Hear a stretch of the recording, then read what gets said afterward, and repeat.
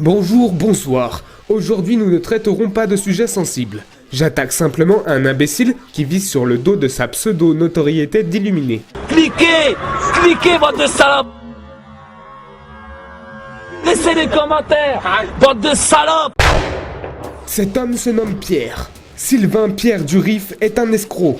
Il n'hésitera pas à donner une fausse information afin d'attirer les projecteurs sur lui et sa chevelure dégarnie. Je suis le grand monarque, c'est-à-dire qu'en fait j'incarne l'énergie du Christ cosmique. Son rapport à l'argent est spécial. Pour lui, tout a une valeur marchande. Interviews, photos et autographes. Depuis son succès en 2012, il vit sur le dos de son univers fantastique. Malheureusement, il va rapidement découvrir la solitude lors d'une escapade à Rome avec Raymond Pondo.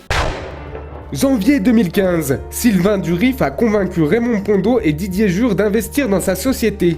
Ils décidèrent donc de partir en Italie pour ouvrir le compte, Sylvain Durif ne pouvant pas ouvrir de compte en France. 5 000 € ont été investis pour le trajet. Après une courte escale à Davos, ils arrivèrent enfin dans la capitale italienne. Tous les préparatifs étaient terminés, il ne restait plus qu'à aller à la banque. Malheureusement, Sylvain a d'autres plans en tête. Il veut profiter un maximum. C'est alors qu'un shopping haletant commença.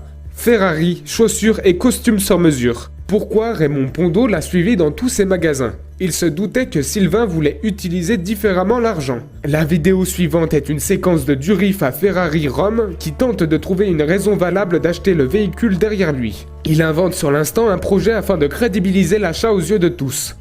Pourquoi ce type de véhicule qui est quand même du haut de gamme? Oui. Pourquoi ce type de véhicule? C'est parce que nous allons les préparer en fait pour faire des prototypes de véhicules équipés à l'hydrogène. Voilà, et donc ces deux voitures seront préparées pour être vitrines en quelque sorte au plan mondial des modèles écologiques. Something for television? Non. Just for Les Ferrari ne seront pas livrés et Durif n'aura pas de costume ni de chaussures lorsqu'il tentera de destituer le pape. Raymond repartira tout seul, laissant Durif dans la merde et sans argent.